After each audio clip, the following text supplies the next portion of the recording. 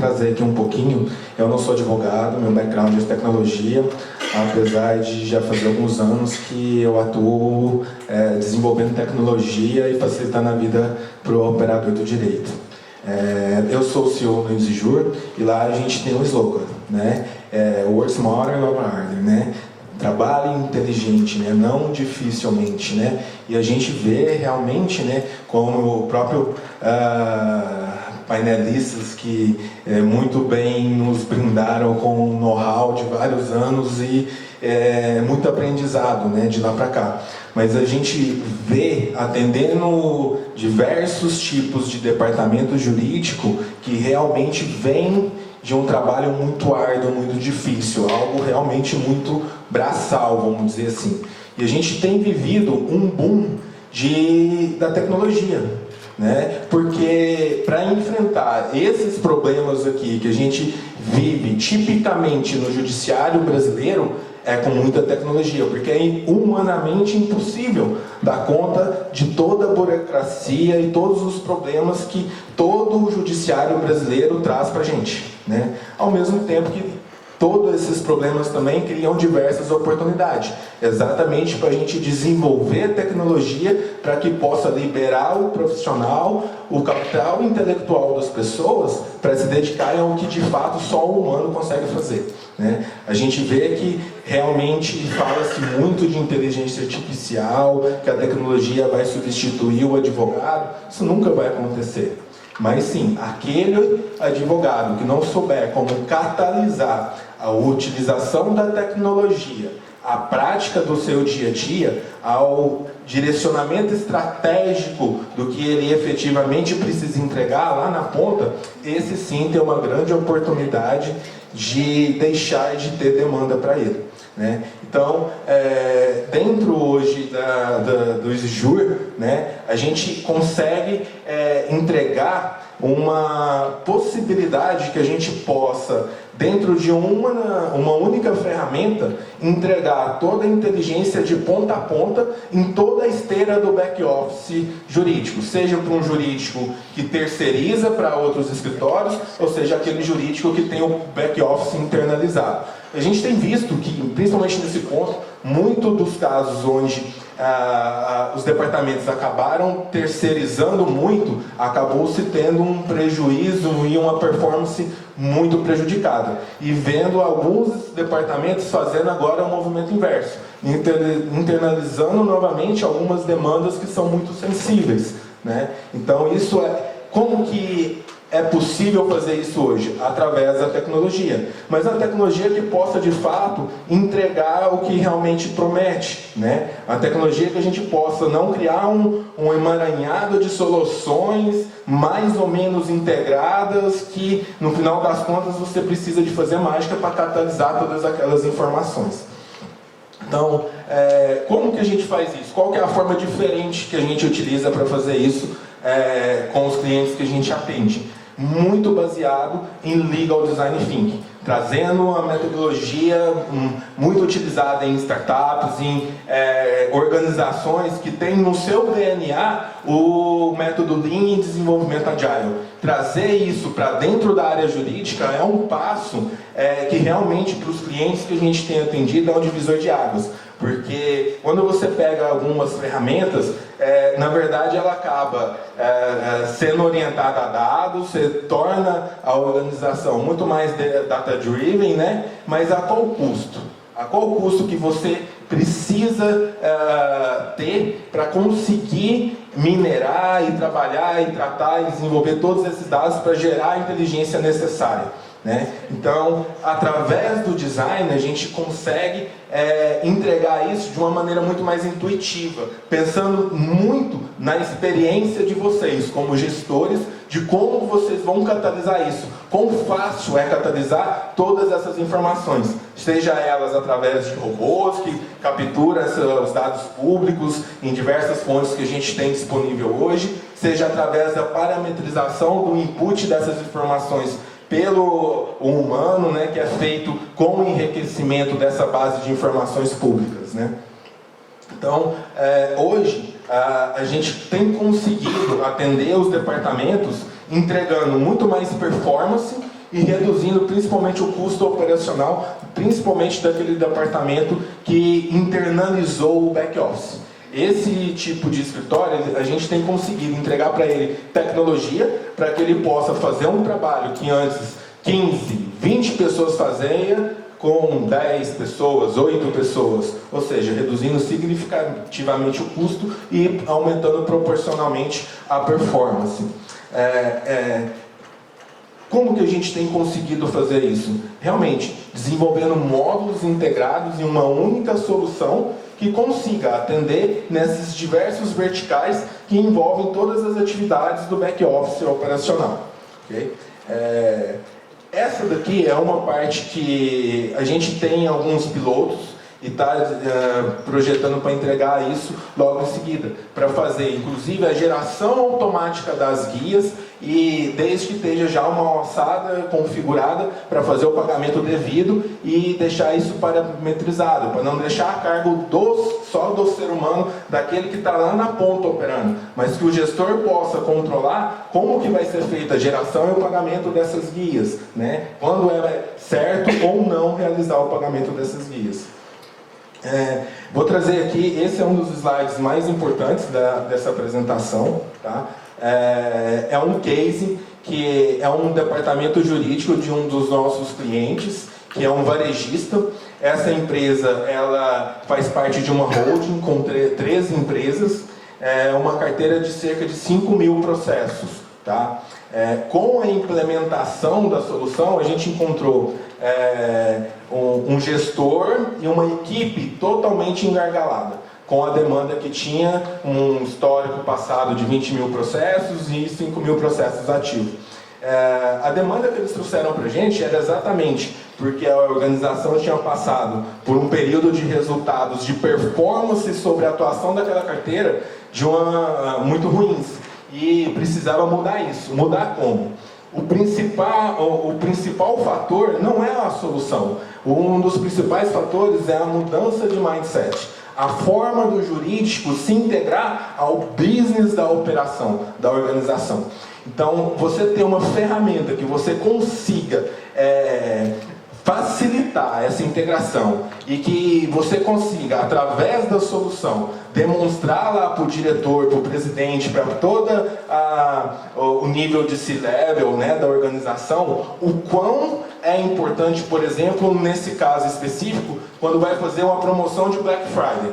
O quão isso vai impactar nas vendas, que diretamente vai impactar depois no resultado do business. Como que é feito essa comunicação lá desde o pessoal do marketing, que vai para a comunicação com o vendedor lá na ponta, e como que isso impacta no resultado jurídico, que está totalmente ligado lá na hora que a gente vai fazer o levantamento do EBITDA, por exemplo, daquela organização. Como que vai representar? 6%, por exemplo, num cenário não muito bom, vai representar o contingenciamento do faturamento bruto daquela organização? Se a gente consegue diminuir isso para 3%, o quanto isso representa de capital mobilizado que poderia estar sendo utilizado para poder trabalhar melhor a produtividade e o resultado dessa organização? Então, após a implementação, dentro desse cliente em específico, a gente conseguiu fazer com que ele diminuísse a quantidade de humanos que eram robotizados dentro do departamento. Ou seja, a gente conseguiu liberar capital intelectual dentro da organização e utilizar esse capital intelectual para melhorar a performance do resultado da equipe jurídica. Com isso, o gestor ele passou a ter um papel quase que segundo na hierarquia dentro da empresa, porque o olhar jurídico diante de todas as outras estratégias da organização tem impactado principalmente quando a gente vem aqui para o Brasil, que é um ordenamento jurídico baseado em civil law, que tudo é judicializado, né? Principalmente essas demandas de consumidor. Então, a gente consegue hoje, como que a gente faz isso? Só com tecnologia? Não.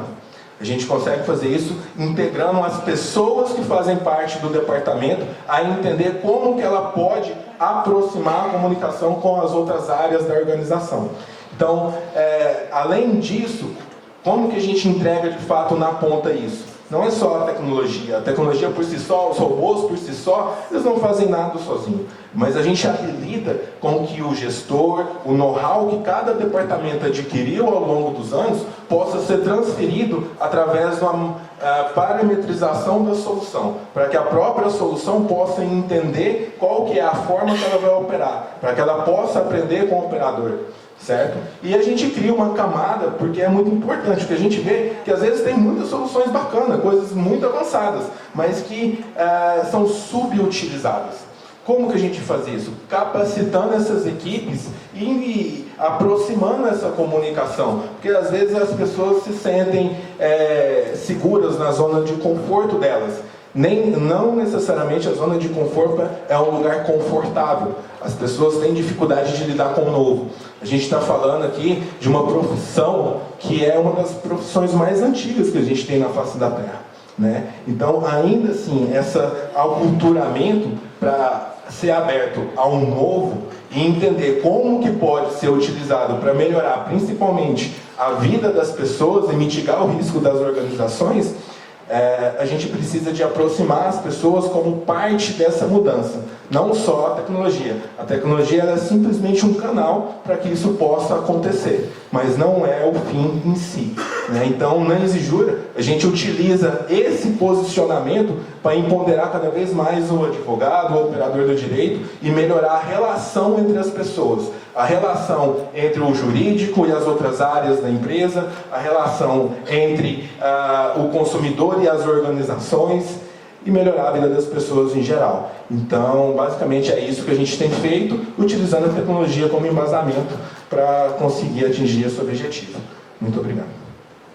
Eu acho que para que isso seja possível, você trazer uma oportunidade de mudança de mindset para os C-levels das organizações, para que ele possa passar a olhar o departamento jurídico não mais como um patinho feio, como um departamento dentro da organização, mas aproximar isso só é possível com o sistema.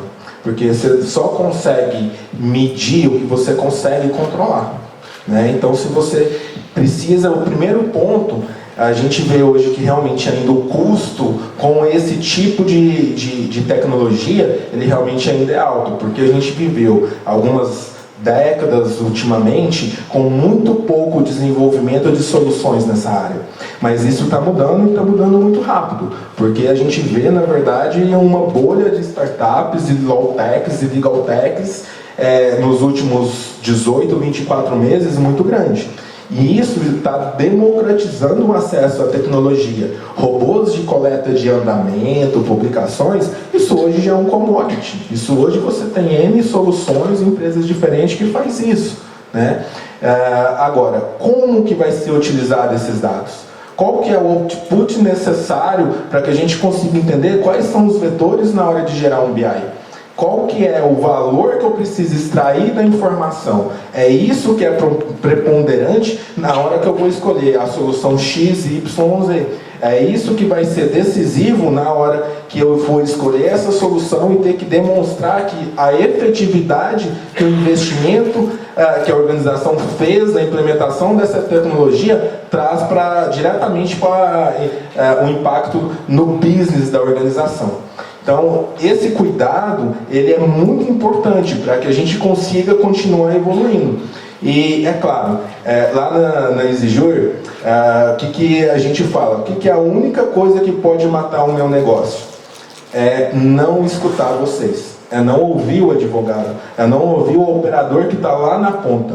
Isso é a única coisa que pode destruir a minha empresa e que é uma empresa com base tecnológica. Ou seja, não ouvir as pessoas, não ouvir o olhar e a experiência de vocês que estão lidando ali no chão de fábrica das organizações e lutando por melhores resultados, né, dentro da organização. Então, eu acho que esse olhar para poder conseguir trazer essa visualização mais clara do benefício que o investimento em tecnologia pode gerar para a organização, depende de como que isso é catalisado para demonstrar isso para o nível de C-level da organização. Respondendo a segunda pergunta sobre os processos mais antigos, eu mostrei no segundo slide que a gente tem hoje no país, né, mais de 400 sistemas diferentes, né, de tribunais. Você fala, por exemplo, o PJE. O PJE é um só? Não. O PJE em cada estado é um PJE diferente. Não existe uma padronização, né? E pensando principalmente, quando a gente vai para o norte, nordeste, a tecnologia dos tribunais ainda é tecnologia de 30, 40 anos atrás. Então é algo que hoje, principalmente a minha empresa e a maioria das empresas que a gente vê desenvolvendo tecnologia, é que esses processos estão encerrando. E esses tribunais estão, no seu tempo, é claro, né, mudando um pouco a tecnologia do lado dos tribunais. Para esses processos físicos mais antigos, a gente não desenvolve nenhum outro tipo de tecnologia, porque é uma tecnologia que nasce morta. Só que uma vez a gente tendo no país muito o desenvolvimento técnico da matéria técnica jurídica baseado em jurisprudências e precedentes, a gente vê que hoje, com o advento da internet, a popularização disso e a polarização, principalmente, que acontece aqui no país, ela é algo que invariavelmente vai precisar levar em consideração não só a jurisprudência, mas o impacto daquela decisão nos próximos anos. Então isso é algo que ainda não acontece. Então eu acho que principalmente olhar além do que já foi decidido, porque se você tem uma jurisprudência que pode estar enviesada, que quando você vai, por exemplo, para as decisões do STJ, que é um órgão criado de acordo com a Constituição, que ele tem um colegiado para que ele possa burlar o entendimento de humor, de raça, preconceito e cultura, quando a gente hoje está entregando uma jurisprudência com base no STJ. A partir daí que veio essa análise dos nossos data science.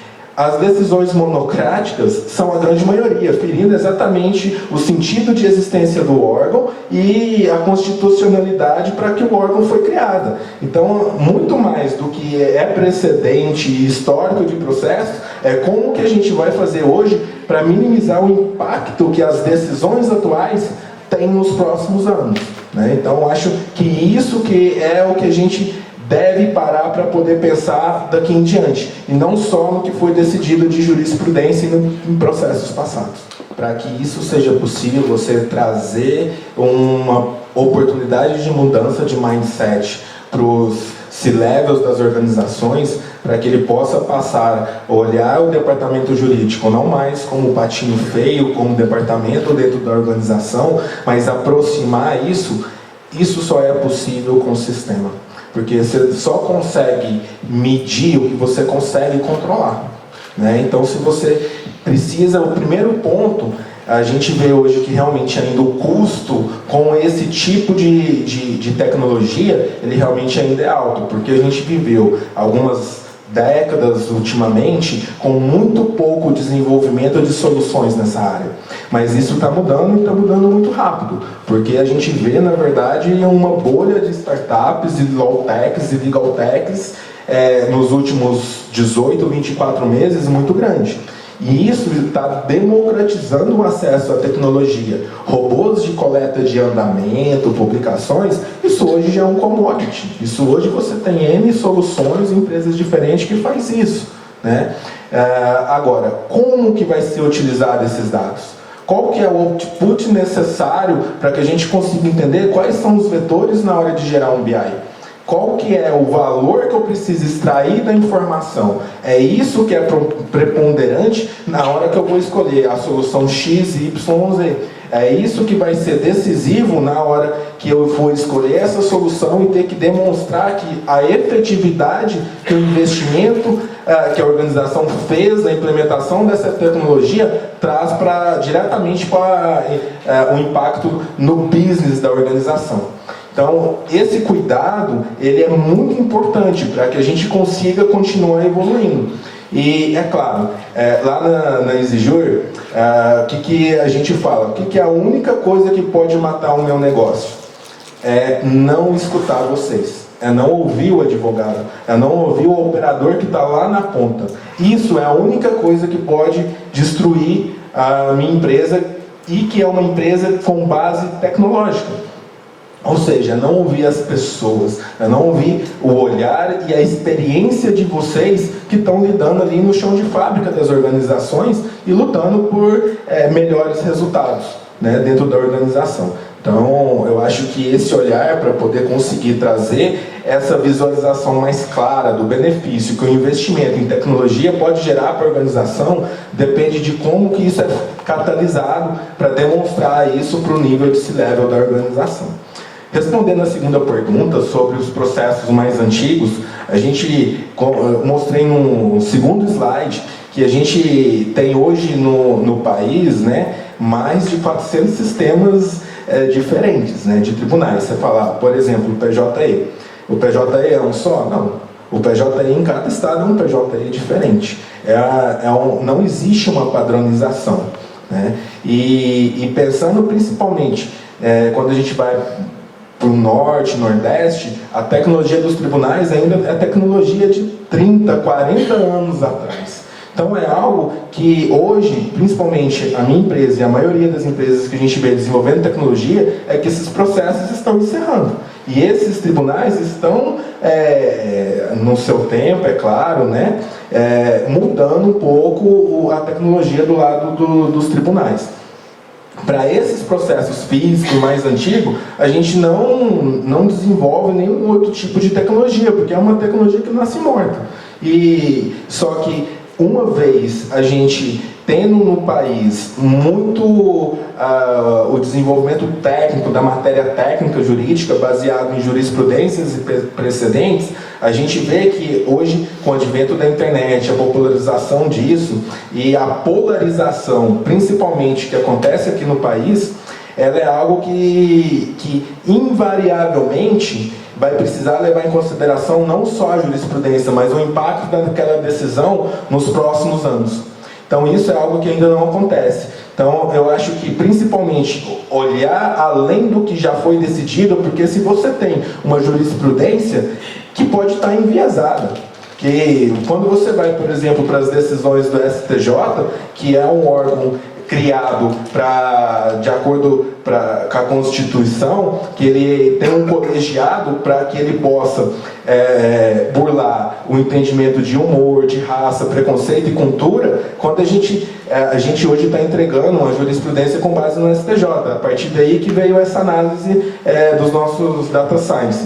As decisões monocráticas são a grande maioria, ferindo exatamente o sentido de existência do órgão e a constitucionalidade para que o órgão foi criado. Então, muito mais do que é precedente e histórico de processos, é como que a gente vai fazer hoje para minimizar o impacto que as decisões atuais têm nos próximos anos, né? Então, acho que isso que é o que a gente deve parar para poder pensar daqui em diante, e não só no que foi decidido de jurisprudência e em processos passados.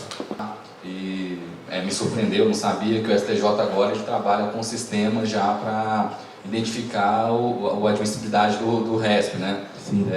Como é que vocês estão trabalhando? Vocês têm uma tecnologia para fazer uma contra-análise uma quebra dessa análise que o STJ está fazendo? Porque, pelo que entendi, ele captou também palavras-chave para que não seja o admitido recurso especial, para ver se é uma coisa diferente do que já foi pré-julgado lá.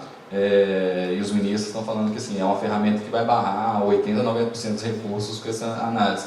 Possivelmente isso, com a mudança do CPC e os tribunais sendo o receptor dos recursos, daqui a pouco vem para a segunda instância também, né? Vem para apelação também para análise. Eu acho que vai começar a ter uma tecnologia diferenciada. Como é que vocês estão pensando alguma coisa nesse sentido?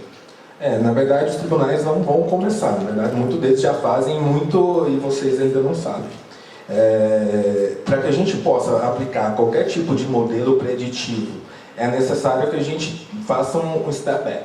A gente faça uma criação de uma base estruturada e higienizada. Então, quando a gente vai, por exemplo, para tribunais diferentes, o mesmo assunto é tipificado de uma maneira totalmente diferente um do outro, né? Então, a tecnologia e a análise baseada em NLP do lado dos tribunais, ela está mais avançada do que a tecnologia do nosso lado privado, porque eles têm acesso direto aos dados. a gente não tem. Os tribunais criam o máximo de barreira possível para que a gente consiga coletar esses dados. E uma vez que o CNJ não tem conseguido implementar essa padronização entre os tribunais, é muito difícil e demorado do nosso lado, como entidade privada, coletar esses dados, né? Mas a gente tem feito isso de alguma forma, né?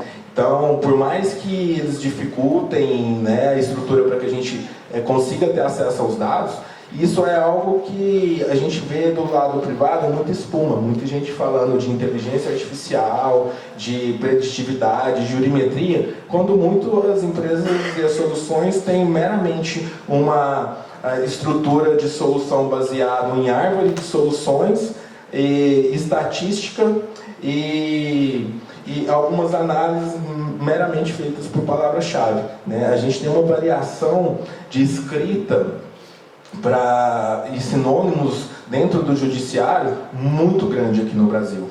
Quando a gente vai para fora do país, a gente vê principalmente os documentos muito mais padronizados, a formularização de documentos fora do país já é algo que acontece já há alguns anos, né? Então, do nosso lado aqui, a preditividade e a análise desse tipo de variação, ela ainda vai demorar um pouco para se desenvolver, mediante a dificuldade de acesso aos dados, né? Então, dentro do Exige hoje, a gente só entrega o que a gente garante 100%.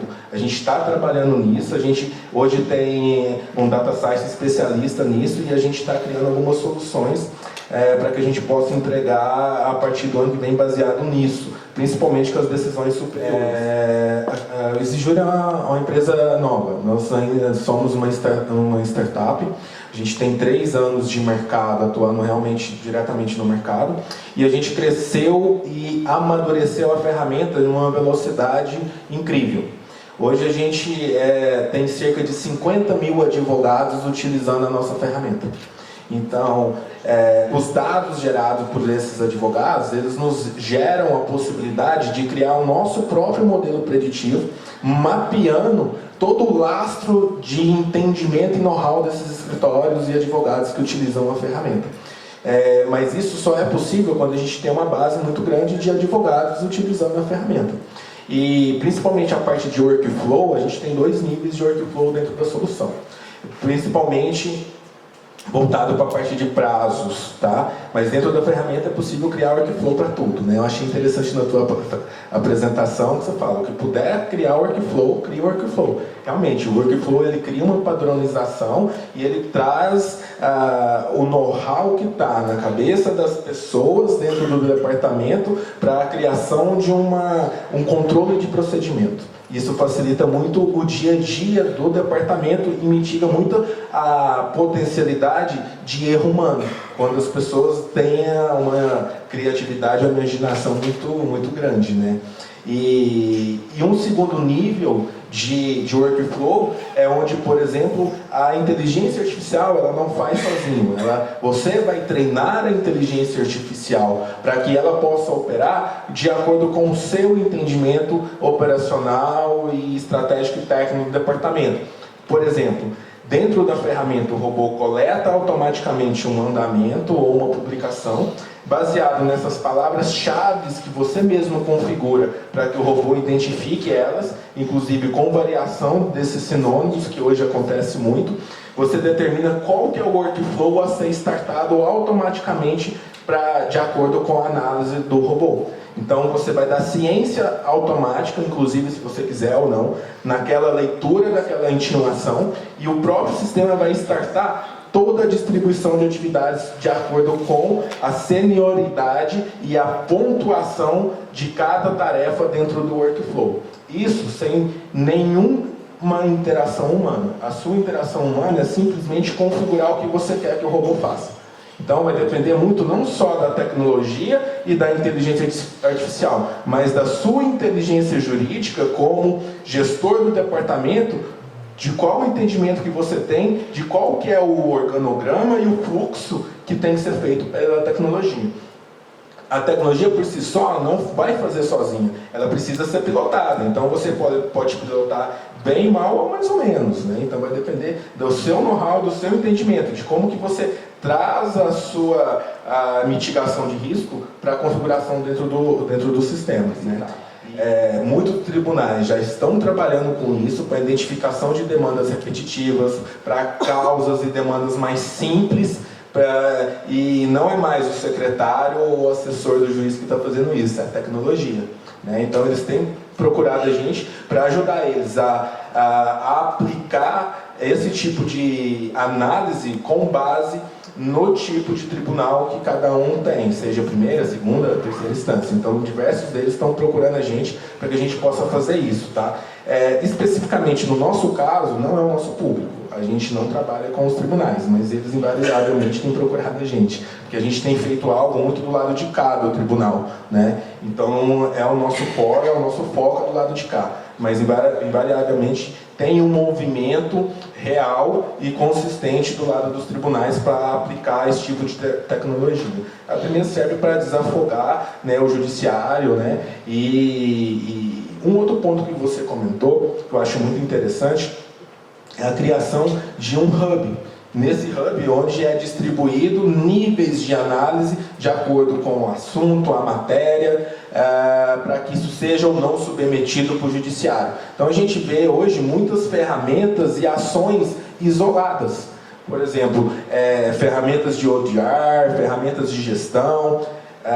A gente tem hoje um objetivo macro, que é trazer a maioria do operador do direito que realmente hoje trabalha nessa área no país, né? A gente tem mais de 1 milhão de advogados, mas que realmente atuam na área um pouco mais de 70%. Né? Então, a gente trazendo esse operador para um único canal, para um único lugar, onde a gente consegue, a partir dali, distribuir qualquer tipo de caminho que ele queira, seja para um nível de ODR, seja para um nível de judicialização, e entender qual que é o perfil de utilização disso, até mesmo aplicando um departamento jurídico que precisa contratar um correspondente, baseado no rating, né? no ranking daquele advogado que é especialista naquele tipo de demanda, naquela região, e você escolher isso de acordo com o ranking dele. Não somente com o que você acha que ele vai entregar, o que ele fala que vai entregar, mas a própria plataforma ranquear isso e lastrear isso em todo o país. Eu acho que isso facilita e acelera muito o tempo e reduz o custo que a gente tem hoje, com quase 2% do PIB envolvido com isso, e melhora a vida de todo mundo.